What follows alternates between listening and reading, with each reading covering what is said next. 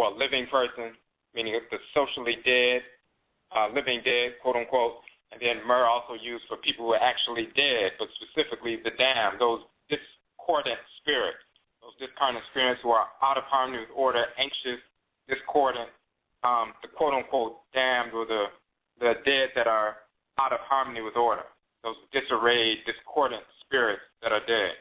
So those are called meru, the dead as well. So they use that term mer or more to designate as a term for all black people, calling all black people dead. That's a pejorative. Just like you call a crackhead the walking dead.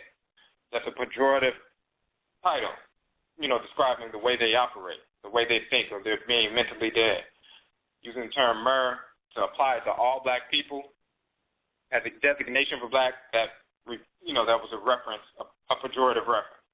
Some of our people began to accept these titles because they began to accept the perversion of our ancestral religion, eventually manifesting as the false religion of Christianity, the false religion of Judaism, the false religion of Hinduism and Islam, and of course Buddhism and so forth. And you'll find in all these white corruptions when the whites and offspring began to manufacture these traditions, and they're all the same tradition. In the West is Christianity, Islam, Judaism, pseudo-esotericism like Kabbalism and Gnosticism and Sufism and so forth. In the East, it's the exact same tradition with the same false divinities. They call it Hinduism or Jainism or Buddhism variations, but you will find the same characters in the West as you find in the East. Look in Hinduism, you'll find the same characters you find with slightly different epithets, and sometimes the same epithets that you find in the Bible and the Quran and so forth. So it's the same nonsense, it's the same foolishness that the whites and their offspring produced by corrupting our text and manufacturing fake religions and putting their images as superior and beginning to force, images of our people to be, and black being inferior. They began that process. Just like they use the term black or voodoo. Voodoo actually means deity, divine spirit, force, and creation.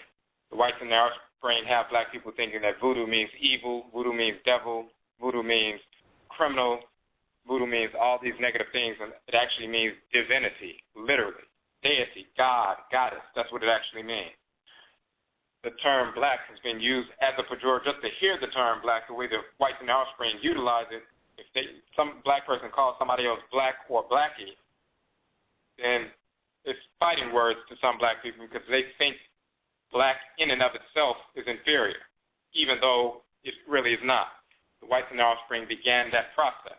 So they began to talk about their inferiority as being white because white is inferior. But they wanted to promote the idea that white is superior because they hate the fact that they are inferior to us. So they want to promote and flip it around and say, we're going to say that white is superior. And they've been promoting that for over a couple of thousand years. For recently, when black people began to look at our true history and look, actually, okay, well, you say that white skin is superior to black skin. Well, let's start looking at the skin. And what's the difference between white skin and black skin? You have black people making those inquiries from, even in America, hundreds of years ago with Martin Delany and the origin of races and colors in the 12,800s, the so-called 1800s. He's already writing about that, a black nationalist, looking into, making inquiries into, okay, where does the skin color come from?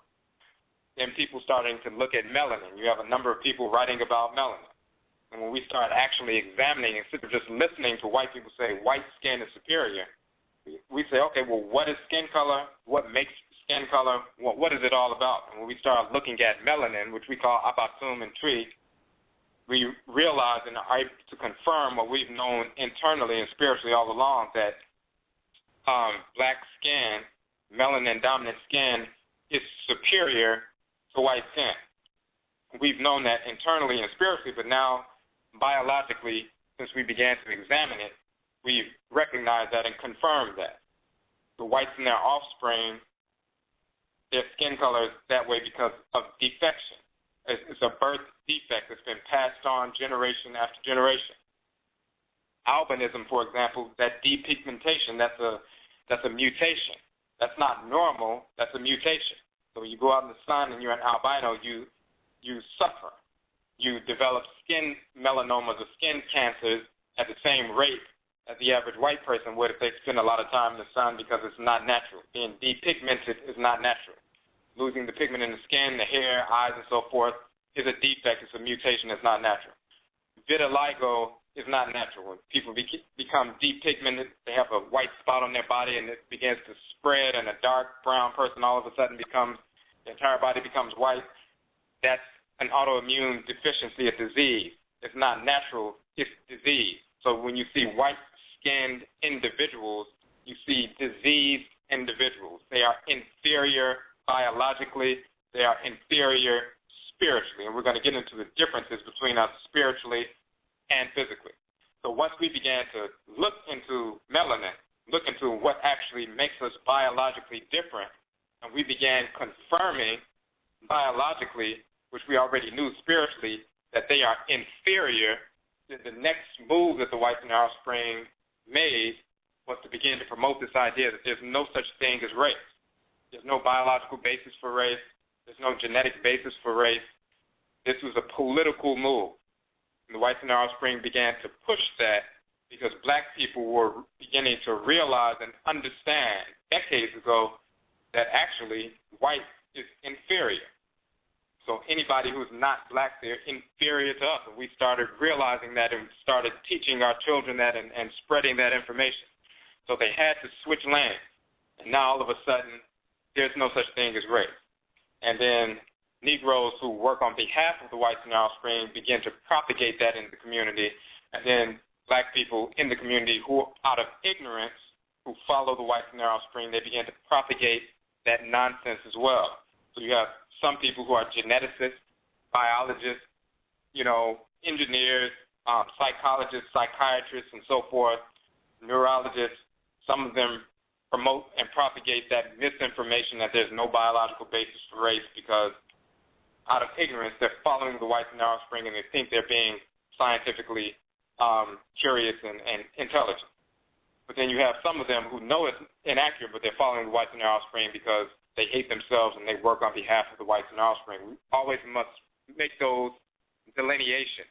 We must understand that some people do things out of ignorance, but you always have this percentage of these individuals who know exactly what they're doing, but they work on behalf of our enemies, our absolute enemies, which are the whites and their offspring. Just like the overseer on the plantation will whip the slaves, the enslaved, on behalf of the whites and their offspring. The black so-called overseer would do that even though he was getting raped and whipped by the white master. He didn't care because he still wanted to be the favorite of the white master. So after he got raped and whipped, he would turn around and whip the slaves. Instead of turning around and killing the white so-called master, he would rather whip on the enslaved for the white master just to be accepted to a certain extent. We have Negroes like that who used to be that, who have incarnated through their descendants, and they're walking around right now. And they're still working on behalf of the whites and their offspring. And then you have another large percentage of people who embrace the nonsense of the whites and their offspring out of ignorance because they've been brainwashed that the whites and their offspring are superior, so whatever they teach is true. So when their white scientists say there's no biological basis for race and they lay out their reasons for that, the black scientists just swallow all of that. They don't investigate it. They don't scrutinize it. They just swallow it and regurgitate it to the black community, and they believe that they're being mature, and they believe that they're being, correct, but they're not. So politically, this is why the whites and their offspring began to push that notion a number of decades ago that there's no biological basis for race, which of course they know that's inaccurate. They wanted to blur the line.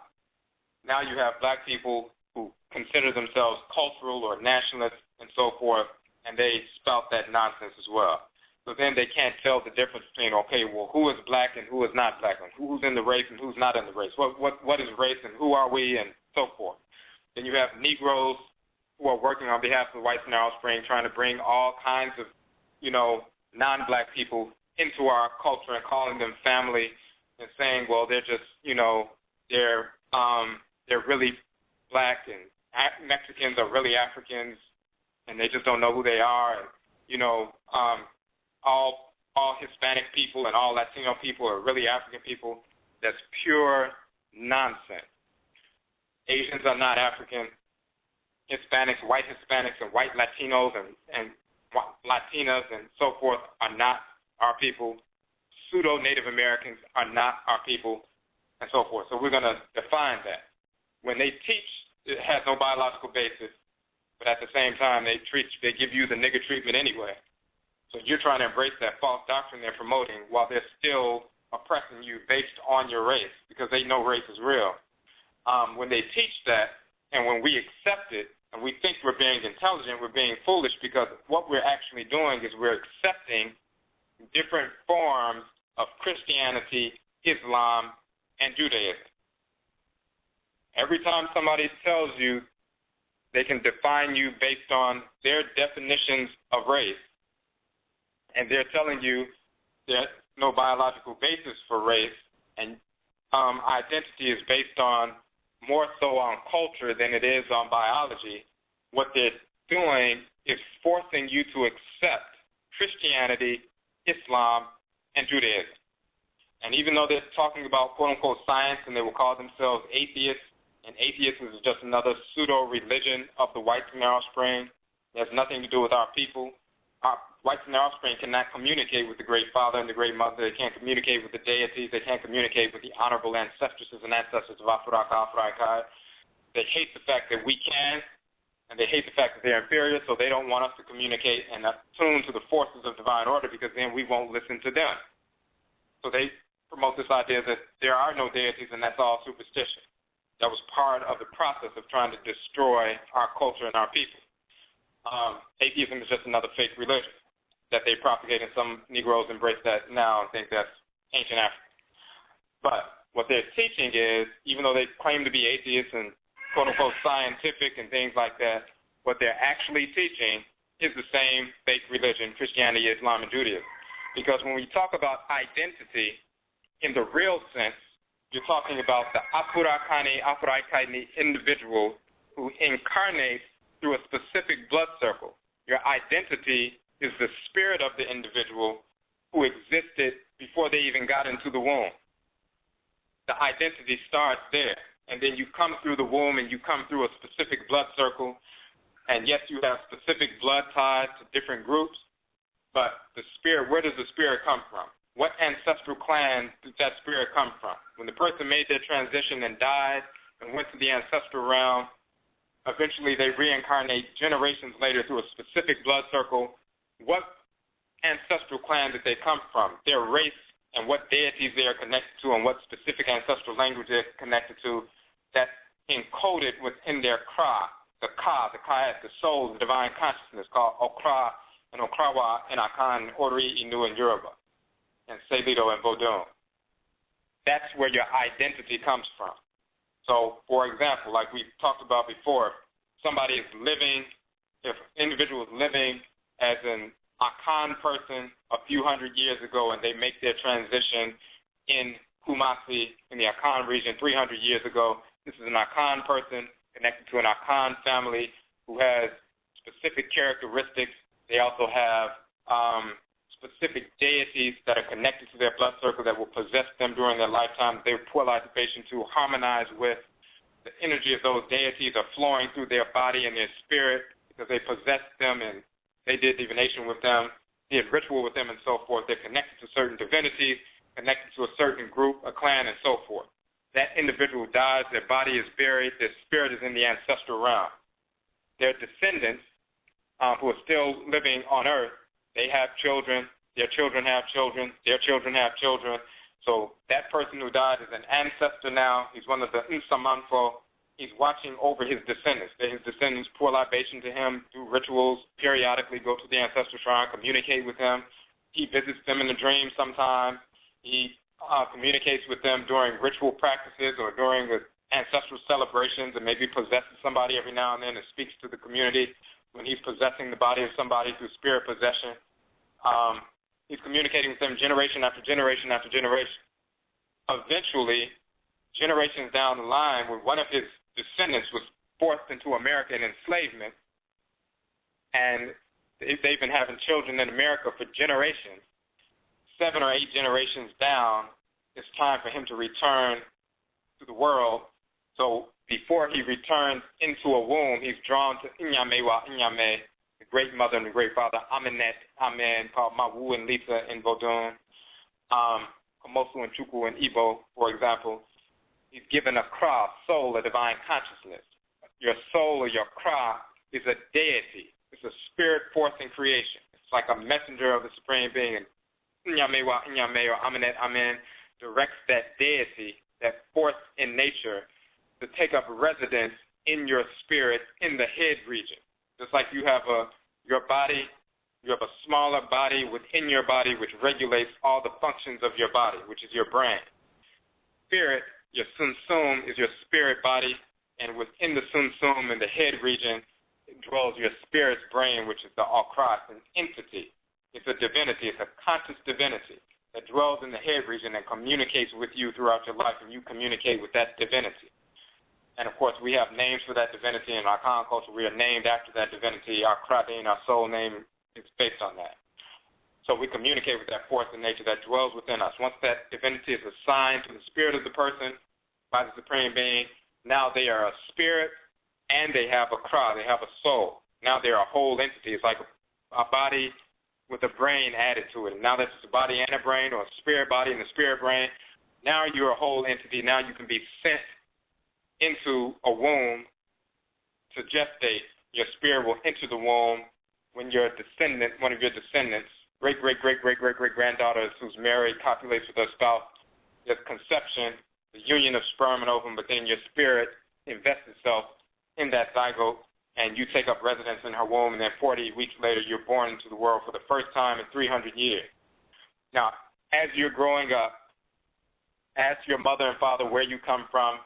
They've been brainwashed in America about race, and they say, well, we've been mixed with so-called Native Americans, and the slave master raped their blood into the family, so we're mixed up, but, we have some African in us, and we may have some Native American generations back. All this other blood mixture they will talk about, but they don't understand who they are.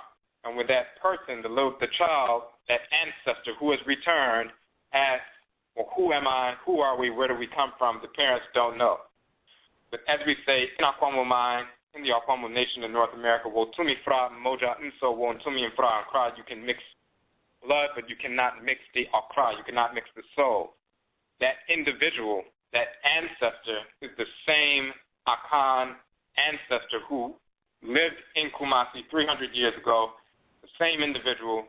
He reincarnates through his descendants.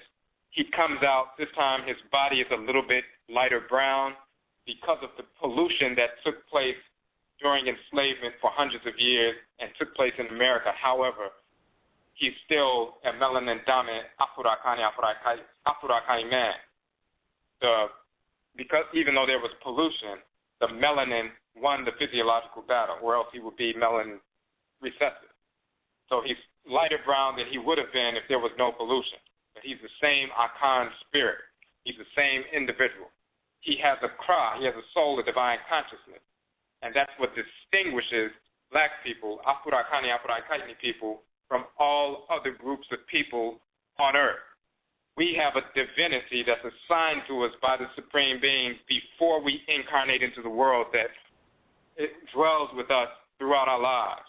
Ancestral religion revolves around that divinity, because that deity governs our lives. And when we listen to that force that's pulling us in our head to pull us in one direction or the other, it's always pulling us towards thoughts, intentions, and actions that are in harmony with divine order. When we align ourselves with that force, that divinity, and when we have a good relationship, we can communicate with that divinity, and that divinity communicates with us. And we can see that divinity, and it will show itself to us, manifest itself to us. But when we align with that divinity, we're engaged in spiritual alignment, harmony with order. When we get out of harmony with alignment with that divinity, then our ancestors show us specific things we can do to get back in harmony with order. The Abosom, the forces in the nature, they empower us to get back in harmony with order so we can execute our function in the world. We are assigned a divinity, an Okra, or Okrawa in our Khan culture, an Ori Inu in the Yoruba tradition, a Semido in the Vodun tradition, a Ka, or Kaet in ancient Kamit, a Chi in the Igbo tradition. We're given that divinity, and we have that. The whites and their offspring do not have that. They are spirits of disorder. Why are they spirits of disorder? Because they don't have an anchor in divine order. They don't have a kra, a soul of divine consciousness. They're like a chicken with his head cut off, running amok. They're like a body without a brain. They are spirits without souls, and therefore their spirits are degenerate. They're corrupt. They're disordered. They're discordant. They're spirits of disorder. Now, how did it come to be that they were like, so first of all, that's what distinguishes us from every other group on the continent. We incarnate with a kra, a soul of divine conscious. They incarnate without one. And of course, their outer, body manifests that disorder, so they manifest, of course, spiritually deficient, physiologically deficient, unless they begin to mix racially with other people, and then their outer form becomes light brown when they have mulatto children and so forth. But when their spirits enter those melanin-dominant bodies, they are still spirits without a kra, without a soul, divine consciousness, and now they're just wolves in sheep's clothing. Now they're just spirits of disorder operating through light brown bodies now. So we're going to get into that. But first we're going to get into how did they come to be that way. We know just dealing with trustery and dealing with archaeology and things like that Afurakani people began in Afuraka, Afurakai. We migrated around the world. We migrated up into southern Europe tens of thousands of years ago. Of course, some people got caught up in northern Eurasia during the last ice age. Those individuals were cut off from the larger population. And then eventually about 12,000 plus years ago, when the ice really began to melt and they were able to move around again, those individuals coming out of northern Eurasia, spilling into southern Europe, spilling into the Levant, spilling into later on into Asia in the east, China and so forth, and then eventually coming in contact with us, waging war against us, trying to dominate us like we talked about earlier.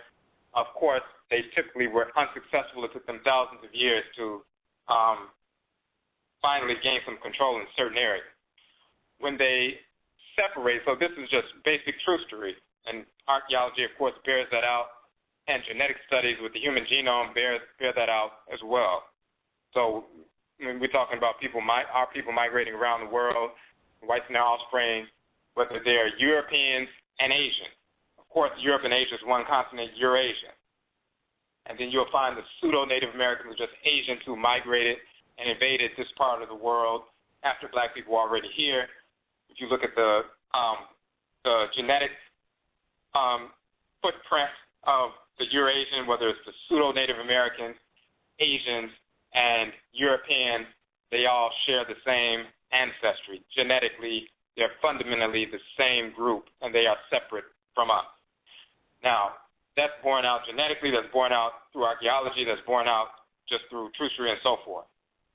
The key is, why did the group separate? Why did one black group separate and go up into northern Eurasia as opposed to staying connected with the other Afurakani, Afurakaiti people?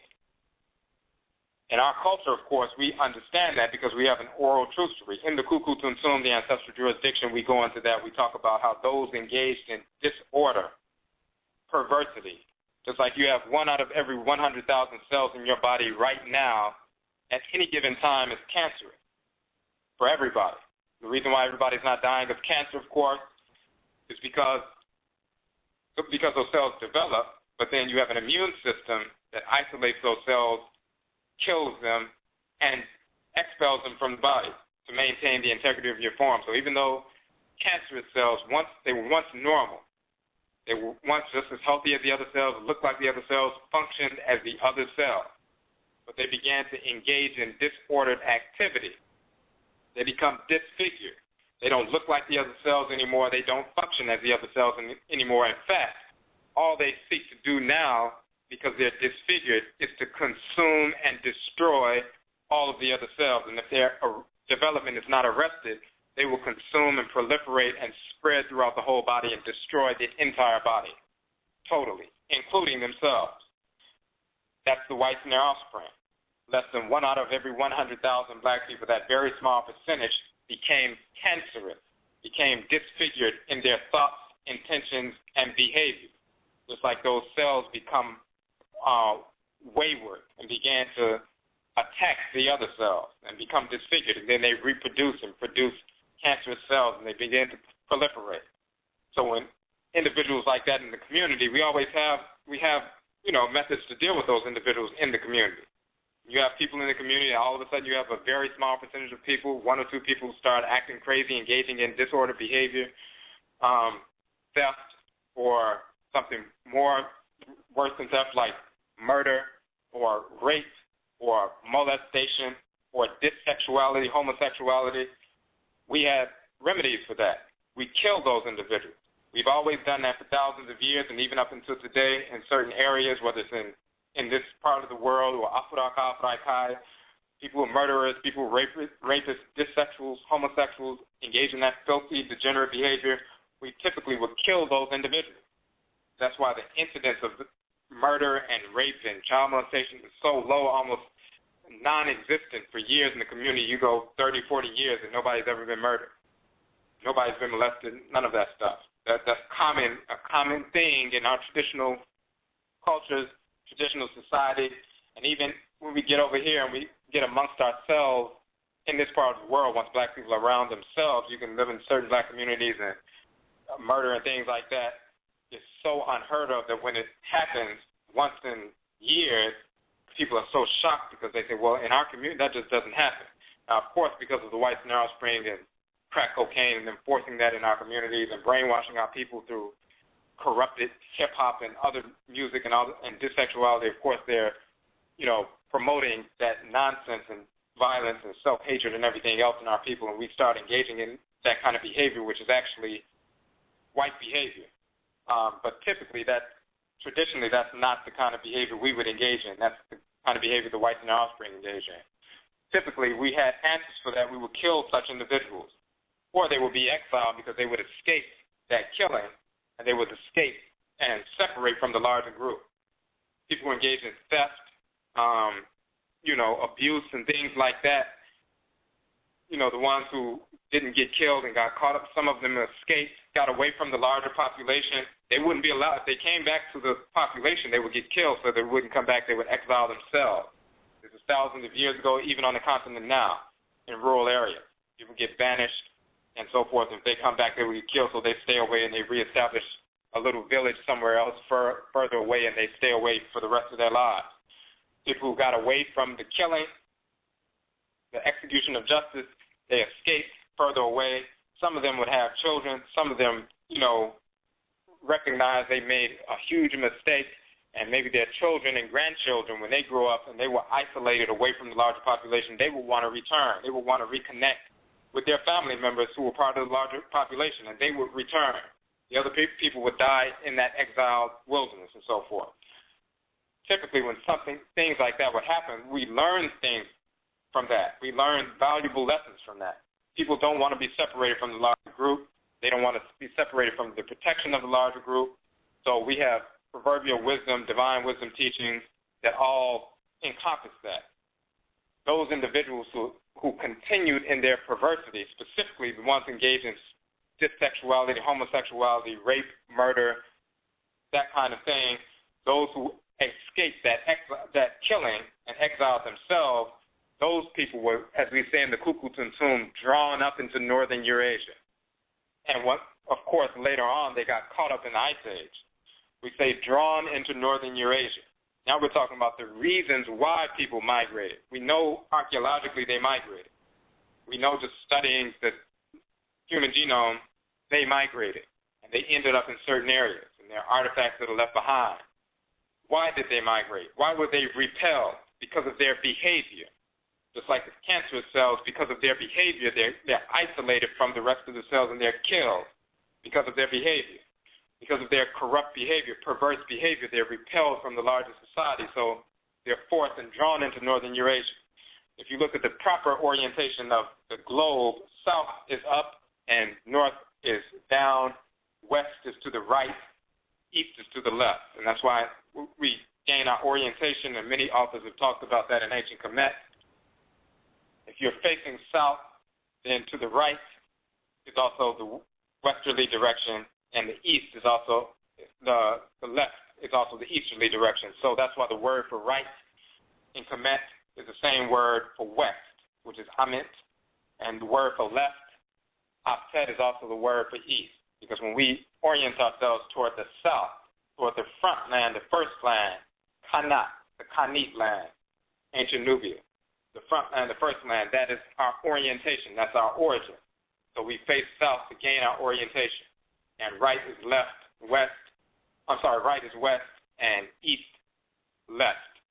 So when you have that proper orientation, you recognize that when the quote-unquote continent is up, right side up, in reality, where the south Afrika is at the top, and the large bulging portion of the continent is at the bottom.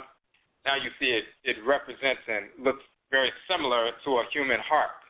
But then when you look at the other continents in relationship to it and their position, you see that they are connected to the major organs in the body. So when you look at it that way, and you see the large bulging portion at the bottom, so that's the northern portion, but it's at the bottom. Then right further south of that is Eurasia, which is the largest landmass. But then just adjacent to the heart in the body is the liver, which is the largest organ. And it's in a similar shape to Eurasia in relationship to Afrika. And that's just Eurasia in general. But then just north of that, you'll find the small intestine. That's northern Eurasia. So when we talk about, of course, we're born in Afrika, in the heartland. We talk about those individuals who became engaged in perverse behavior, taking the life force energy in creation, the energy of Ra and Ra'at, and corrupting that, and engaging in dissexuality, homosexuality, and other corruptions. Then they're drawn into northern Eurasia. We would kill those individuals. Some of them escape, and then they're drawn into northern Eurasia. They're drawn into the small intestine region of the planet, the waste processing region of the planet. They get caught up in the Ice Age, and at the end of the Ice Age, because of inbreeding, which greatly increases the incidence of albinism, and of course the autoimmune disease vitiligo, where the abatum melanin is stripped from the body. Now you have albino types, people with extra vitiligo characteristics, with their melanin abatum stripped from them. Of course they would have diminished sunlight. Of course their diet would corrupted them, but it was that inbreeding and engaging in corrupt behavior where they lost their crop. They go in as black people who had a crop. You engage in perverse behavior. Your Akra, your soul, your divine consciousness, which is a deity. And just like all other deities are embodiments of divine order, that divinity will leave you if you're engaged in disorder on a consistent basis. Just like you have two magnets on a table and the light polarities are facing, they will repel one another without touching. If you engage in disorder on a consistent basis, your Kra, your soul, divine consciousness, will disengage from your body and separate from you. And if you continue in that disorder, it will return to Inyame wa Inyame, or Mawu and Lisa, Amenet Amen, and will dissolve back into the great Ka and Kayat, the great divine soul, divine consciousness, just like a drop of water returning to the ocean. And once that drop returns to the ocean and is dissolved back into the ocean, then you will never find that drop again. If your cross disengages from you, that spiritual force separates from your head region and returns to Inyame wa Inyame. Now you are a spirit without a cross. You are a spirit without a divine anchor in divine order, without a force that's always pulling you in harmony with divine order. Now you're just a wayward spirit that can be pulled in different directions. And those lusts and conditionings and perversions that you've internalized, now you operate, and obsessions, you operate based on that because you have no divine anchor within you that guides you towards divine order because you repelled it consistently. And now you're a spirit of disorder that's slated for destruction, just like a cancerous cell is slated for destruction. So that's how black people spiritually engaged in disorder become cancerous cells in the body of black humanity. Their Kra repels from them forever. Now, the average person, you can engage in disordered activity like stealing or, drug use and all kinds of nonsense, lying to people and stuff like that. Your Kra will disengage from you. It'll still be around you, but it will disengage from you. And then there are rites and rituals where the Akan will say, Nekra, Driane, his Kra has fled from him. And they will engage in ritual processes to draw that divinity back to re-engage and reinstall itself in the head of the individual. The same is true in the Yoruba tradition. The same is true in the Vodun tradition. The Selido in the Vodun tradition, the Say can disengage from the person and separate from the person. And in Vodou, they would say the person is like a living, a walking corpse, unless that deity is drawn back ritually. The Ori can disengage from you.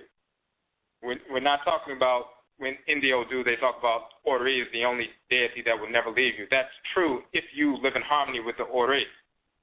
And that specific Odu, in that instance, is talking about that's your primary divinity, that all of your spirituality revolves around that divinity, your Ori.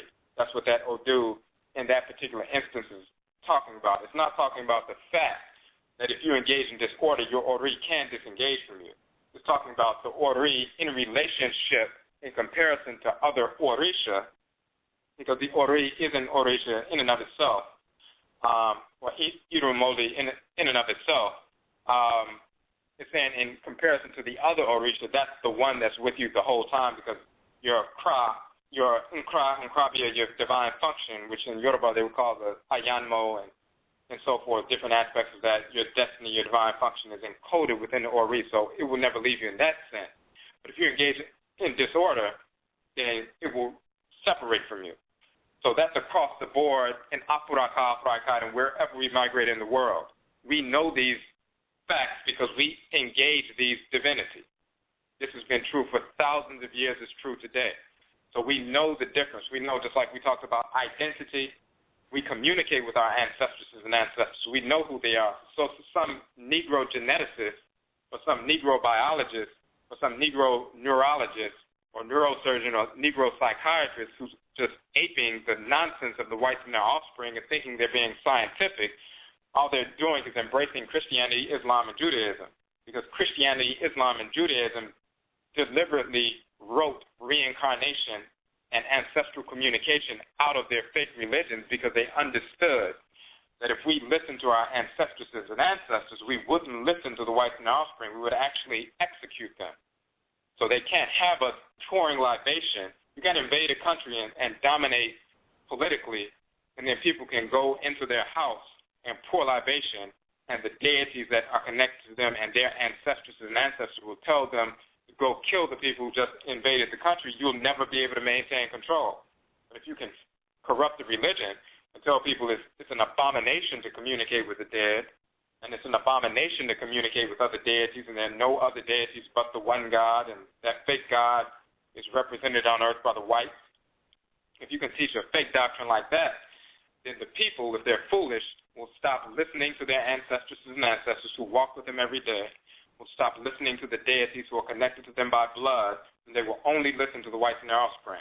And if a deity does communicate with them or show up in a dream or possess them, the person will say, oh no, that was a demonic spirit. I'm not going to listen to anything they say, and whatever they tell me to do, I'm not going to do it. I'm going to do the opposite.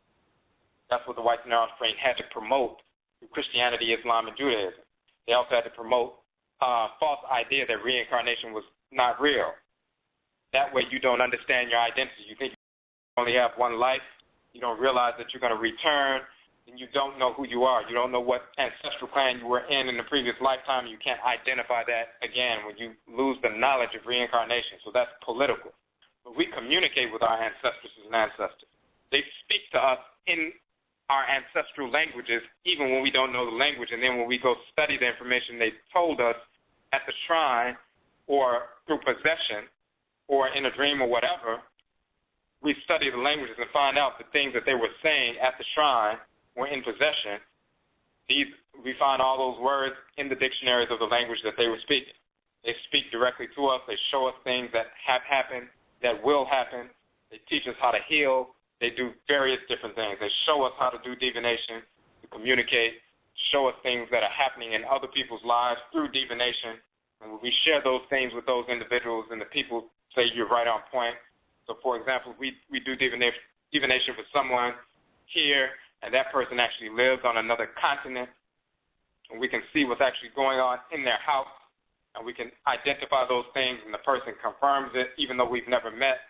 That's the Nsamanfo, the Abosom, the ancestresses and ancestors, and the Abosom actually communicating with us and showing us. So we have experiential knowledge of who the Nsamanfo are, who the Abosom are, who the Supreme Being is, Great Mother and Great Father. We know our identity. We can identify that. We can identify who reincarnated, who came back into the blood circle. Where did they come from? What deity is over their head? We can see that divinity. We can communicate with that divinity. We can find out exactly who the individual is. So we have knowledge. A Negro scientist doesn't have that knowledge because they're aping the nonsense of the inferior whites and their offspring, the Achiwati Fo spirits of disorder. So we have knowledge of that. So, but we get back to individuals who lose their kra, their soul, their divine consciousness, then they go up. Those are the ones, those black people who did that. And as we were saying, an individual just on a daily basis, when you engage in disorder, you can repel your kra to a certain extent. And there are a few things that can happen. If you're engaging in theft and nonsense and lying and drug use and other kinds of foolish behavior, you become repulsive to that embodiment of divine order. Your kra, the divinity, is not going to dwell in disorder, just like if somebody left fecal matter in your house, you're not going to just sit around. You don't have to dwell in filth. And your kra is not going to dwell in your spirit while you're engaged in consistent disorder. Not out of ignorance, but you're deliberately engaging in it. If you're engaged in things out of ignorance, of course your kra will remain with you and teach you what you need to learn. But if you're deliberately going against your kra, you have reversed your polarity, and now you're like the magnet that's repelling the other magnet across the table without touching. You become repulsive to your kra, and it disengages from your head literally. And if somebody's clairvoyant, they can see that force outside of your head instead of being firmly placed within your head. So a few things can happen. Either you will die when the kra separates like that. You will start manifesting spiritual discordance or dying madness, as we call it in our con, but in English would be manifest in various forms like major depressive disorder, schizoaffective disorder, paranoid schizophrenia, bipolar 1, bipolar 2, these various axis 1 diagnoses or anxiety disorders and various things. They will manifest in that fashion. Because your kra, that anchor in divine order, is separate. Sometimes trauma in and of itself will cause the kra to separate to a certain extent, but it will still be with you, so people will just totally disconnect. They will manifest so-called mental illnesses, and really all they need is spiritual realignment with their Nsamanfo. They don't need these psychotropic medications, which actually cause more harm physiologically than anything else. So just people engage in disorder to a certain extent, you can cause that to happen. But if you're consistent with it and you're deliberate with it, then your kra, like we said before, will totally disengage, go back to Inyame wa Inyame and dissolve within the great Ka and Kayat. And then now you're a spirit without a soul. You are now a spirit of disorder. Your behavior manifests that, of course, and expresses that. And now you will engage that kind of behavior, and you become what they would call antisocial personality disorder and things like that. This is what happened with those black people who engaged in bisexuality, homosexuality, criminality, murder, rape, and so forth, molestation. Those are the kinds of individuals who became cancerous. The kra disengaged. So, of course, we would kill those individuals, but some escaped, exiled themselves, but they were drawn into northern Eurasia, the waste processing plant of the part of the planet.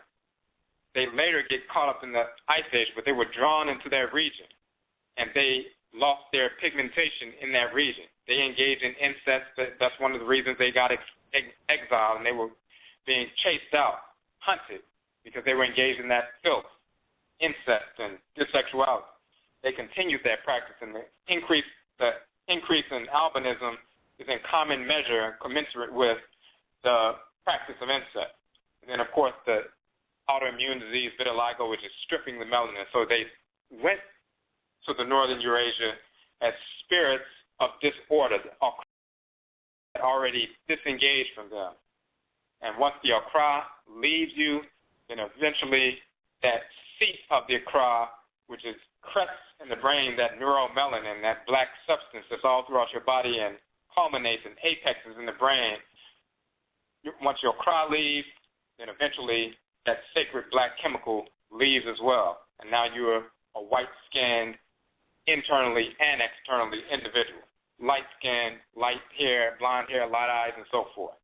These are spirits without Accra, and eventually, physiologically, that spiritual disfigurement manifested physiologically.